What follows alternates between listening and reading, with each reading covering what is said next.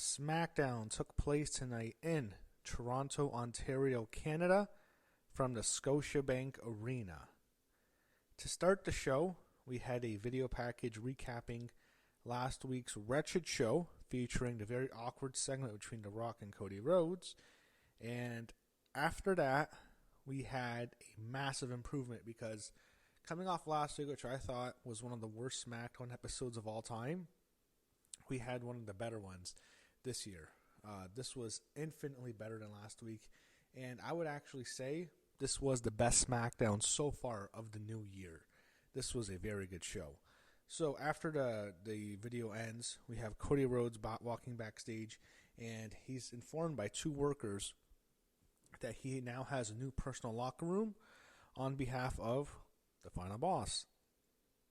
Back in the arena, Lillian Garcia introduces her longtime friend, Trish Stratus, who comes out to start the show in Toronto wearing a Toronto Maple Leafs jersey, and they acknowledge that Trish made her debut in the WWE 25 years ago this month. It was actually on March 19th, 2000.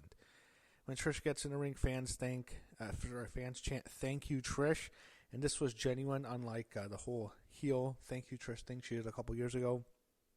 She thanks Lillian Garcia for introducing her once again. It's been a while since Lillian has introduced Trish. Those two are, everyone knows, very good friends.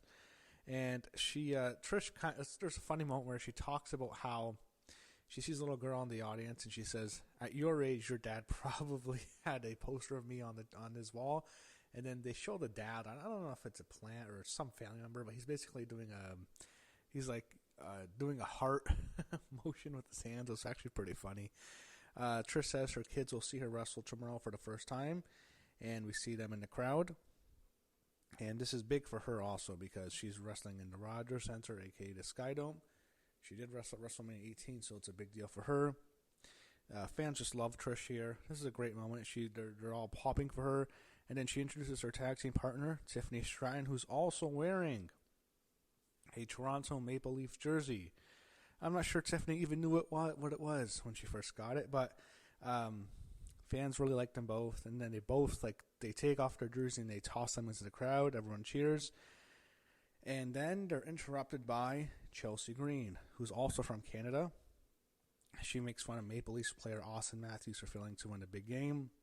She then says that Americans are better than Canadians, and that's her whole gimmick because she's the U.S. champion. Fans hate that. They boo like crazy. She then mocks the Canadian fans.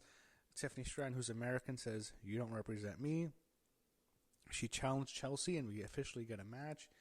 We got Tiffany Stratton and Chelsea Green, the WWE Women's Champion, versus the United States Women's Champion. So basically, it's a quick match. Tiffany's about to win, and then Nia Jax and Candice LeRae attack them, and I think Nia attacks she doesn't attack Chelsea. She attacks Tiffy. That causes a DQ, so Tiffy technically gets a DQ win. And then Trish and Tiffy fight them off. They stand tall together, and it sets up their match tomorrow night. And I have to say that there was such an energy in the air with the fans compared to last week with New Orleans when they were fucking dead. Toronto was just up for everything. They were reacting to everything. They were going crazy for the stuff that was really good, and they were awesome. This was an awesome crowd tonight. This was a real good go-home show. So backstage we see Solo Sikoa.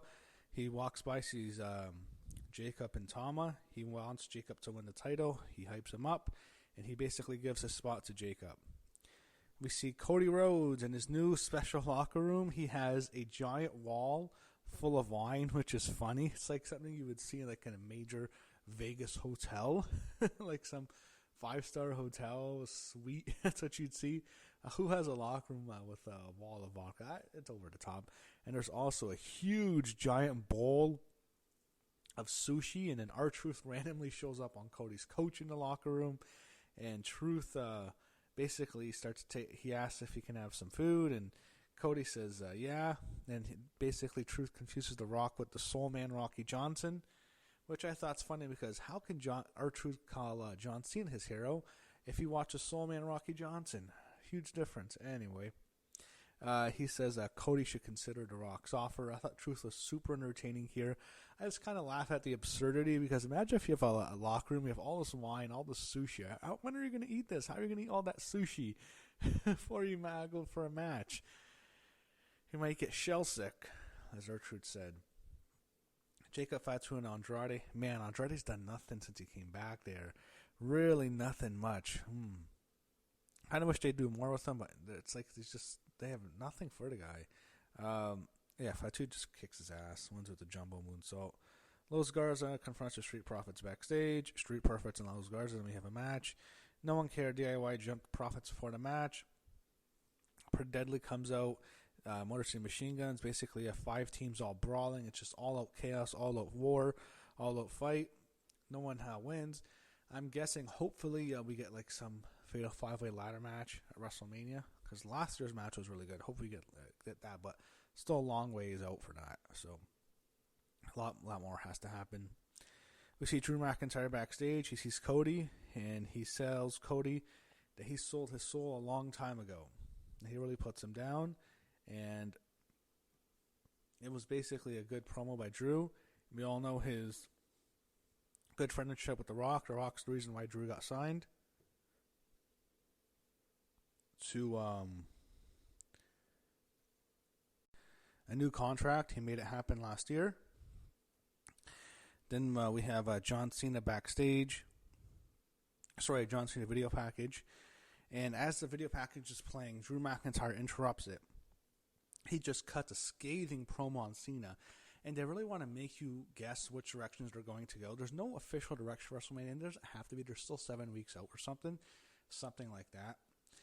But the thing is, they really teased Drew, and Drew is just cutting a scathing promo, and it makes you think. It keeps us guessing. I appreciate Triple H for doing this, and I've been really this year, I've just been staying away from what's going to happen. I just want to see it play out. I hope to see some matches, but I'm not going to complain too much if we get others. I kind of like how they're keeping us guessing. I want to see how it all plays out more. I don't like knowing the card, 2 months in advance. This has happened many years before. But anyway, Drew just keeps ripping into Cena like he's calling him a Hollywood sellout, and he's basically doing what John Cena did to The Rock in like 2011, 2012, where he mocks The Rock for leaving for Hollywood, and he's just doing a really good promo here. And then he's interrupted by Damian Priest, who cuts a good promo as well, not on the level of Drew, obviously, but he's really ripping into Drew, calling him a whiner, a complainer. He's talking about Money in the Bank, what happened, and then how Drew's always obsessed with Punk.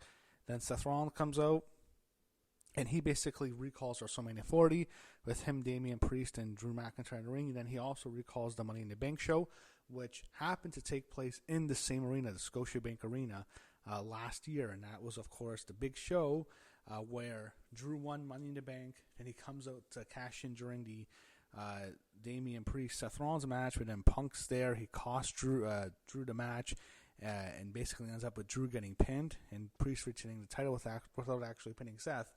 And that was also the show when John Cena announced that this would be his last ride, that 2025 would be his final year.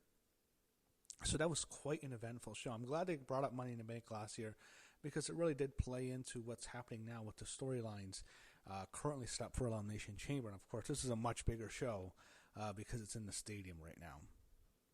And it's funny how Elimination Chamber has become a big show where it's a stadium.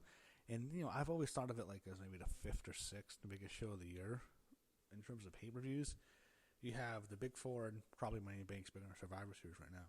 And then you really had Chamber there. It's surprising how big it's become. It's because it's close to WrestleMania. Anyway, they're going back and forth here. This is awesome. CM Punk comes out. Fans love Punk. Say what you want about the guy. They really love him. They're chanting for him like crazy. He's ripping into Drew, ripping into Seth, not really ripping into Priest, but he's cutting a great promo here. And the four of them go back and forth. Punk against Seth, and Seth against Drew, Drew against Priest. All four of them did really well here. And I thought Priest, for being easily the worst of the four, and actually maybe Seth's worse than him. Punk and Drew are awesome. They're on a different level than Seth. Hit or miss. He wasn't at the same level he was on Monday with Cody, which I thought he was great. But Priest, I thought he was doing his best to hang. I thought he did fine. Then out comes Logan Paul, who comes out to John Cena's music. Everyone thinks it's Cena, but it's Logan Paul. He is getting nuclear heat, and the fans are so upset at him. There's a massive chant of "Fuck you, Logan," and it was so bad they had to mute it. You can hear it. You can see see what's going on as WWE's trying to mute it, trying to put it down, but like they basically had to censor it, like how when WWE was on Fox, they would always censor all the swear words. This was that bad. It was crazy the amount of heat he's getting, and I'm getting a Netflix feed, so I assume it was probably even worse for people watching on USA Network in the States. But man, and he cuts a promo, and it ends with Punk going after him. Paul retreats. This was the best part of the show. This was just an awesome segment. It really hyped up the match, and I'm looking forward to the Chamber. We had LA Knight and Santos Escobar. Okay match. Knight gets the win, as we all knew. He qualifies for a triple threat later. He had the Sami Zayn Kevin Owens promo. He had Sami Zayn in the ring at the Scotiabank Arena. He's talking about, what's going to happen with Kevin. Then we cut to Kevin, and Kevin happens to be at the Rogers Center. And we see the empty seats. It looks really cool seeing an empty seat. Like, it's kind of like, have you ever seen the first Rocky movie where he goes into the arena before the big fight the next night, the night before? I kind of like that. But we get to see it sometimes at WrestleMania too. They'll sometimes go to the stadium like the night before. But I like Kevin in the empty stadium, and he cuts a good promo. But they go back and forth. They talk about each other's families. I don't know. I just never know. These guys are good friends. Whatever. I'm glad they get to have a good match with each other in Toronto. They're two Canadians. French Canadians, Montreal. Both from Montreal. But it's in Toronto. It's the Sky Dome to them, not the Rogers Center. They get to have a huge match. It's cool. Then you have Miz and Mello backstage. Mello leaves. Then Cody walks in. Miz tries to convince him to take The Rock's offer. He's talking about Hollywood, all the stuff, all the opportunities. You have Carmelo Hayes and Braun Strowman. So basically what happens is Solo Sikoa and Tama Tonga attack Braun Strowman. He fights him off. He kicks both their asses. I think he throws Solo over the table. And basically a chair got in the ring. And what happens is Carmelo Hayes grabs the chair, and he basically does his best Eddie Guerrero impression where he slaps the mat with the chair. He hits it. He falls down. He throws the chair down. And then when Braun's up, it looks like I think he actually throws the chair to Braun, and it looks like Braun hit him with the chair and laid him out. And it's the Eddie Guerrero classic spot. I didn't know they should give that to Carmelo Hayes, but I don't really have to do much with Eddie. But it was such an iconic moment. It's not an iconic moment. It's such an iconic spot. I couldn't help but put a smile on my face. Whenever I think of Eddie Guerrero, I smile. Anyway, cool spot there. Braun gets DQ'd. They weren't going to have Carmelo beat Braun, obviously. After the match, Braun just beats up on Tama Tonga, gives him a powerbomb. We get Bayley, Bianca, and Naomi backstage. They're hyped up for their second woman tag match. And then Roxanne Perez comes out, accompanied by Liv Morgan and Raquel Rodriguez. Her partners tonight, her opponents tomorrow. They take on Bayley, Bianca, and Naomi. Fun little matchup here, entertaining. I thought Roxanne was good here. And basically, if you get a surprise finish where Roxanne Perez actually pins Bayley with the Pop Rocks. And the first thing I thought was, we're going to definitely get a longer rivalry with these two. I think Bayley's going to eliminate her in the Chamber tomorrow night, and then maybe we get the match at WrestleMania. I was thinking when they were in NXT, we might get it Sting delivered. That's not going to happen now. But I hope we can get that match at WrestleMania. I really want to see that. But, there's only so many. It's limited matches, so you can't, put everyone. There's so many people who need matches, too. So I don't know if it'll fit, but hope we get that. Anyway, after Roxanne pins Bayley, she's the last woman standing. Everyone's laid out. And all of a sudden, behind Roxanne Perez is Alexa Bliss. And this is definitely the Wyatt 6 Alexa Bliss Lily character. We're not getting her goddess. I miss my goddess so much, but it's not the goddess Alexa Bliss. She appears behind Roxanne Perez. Then she puts her in the Sister Abigail DDT. That's her new finisher. I prefer the Twist of Bliss personally, or even the DDT. But then she lays out Roxanne Perez, and after she does that, we get a Wyatt 6 tease. We get some flashes on the screen, so clearly that's what's going to happen. We're just waiting whenever they bring back the Wyatt 6. But a nice, cool showcase here for Alexa, and I don't expect her to win tomorrow. I think it's very unlikely, but I'm glad she got that thing, and we'll see what happens next with the Wyatt 6. We're waiting to see them. Backstage, Byron Saxton's interviewing the one Charlotte Flair.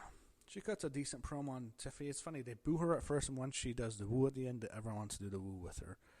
Charlotte gets mixed reactions, but here is definitely more negative, and she's definitely the heel in this rivalry.